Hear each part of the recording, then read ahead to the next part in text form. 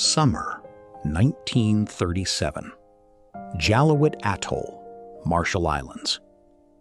A young medic named Bilaman Amaroyan boards a Japanese ship to treat an injured man. In front of him, a white man with a leg injury.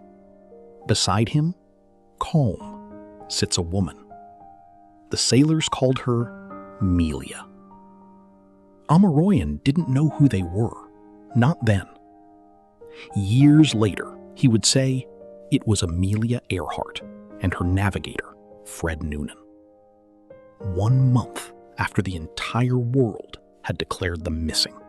Amaron was an ordinary medical orderly at a Japanese military base. Nothing about that day seemed unusual for his job. Injured men were brought in regularly. He treated the man's wound.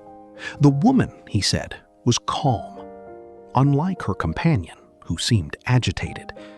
One of them tried to give him a ring as thanks. That same night, the ship departed. He never saw them again. Decades passed before Amaron first told this story publicly to a researcher named Bill Primack in 1989. He wasn't the only one. Across Saipan and the Marshall Islands, more than 60 named individuals claim to have seen an American woman pilot and her companion in Japanese custody in 1937. Josephine Blanco, 11 years old at the time, said she watched a plane land in a restricted military zone on Saipan. David Sablon heard the story from a local worker who said he'd personally helped move aircraft wreckage at a military airfield. None of these witnesses were professional researchers, ordinary island residents describing what they said they saw with their own eyes. In 1960, the U.S. Office of Naval Intelligence prepared a report on the case. It stayed classified until 1967. When it was finally released, most American media simply ignored it. Why did testimony from dozens of people across different islands who never spoke to each other go unnoticed for so long?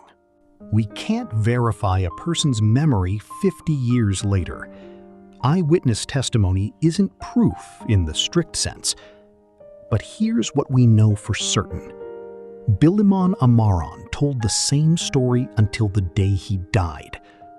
Dozens of other islanders, independently of each other, described similar scenes.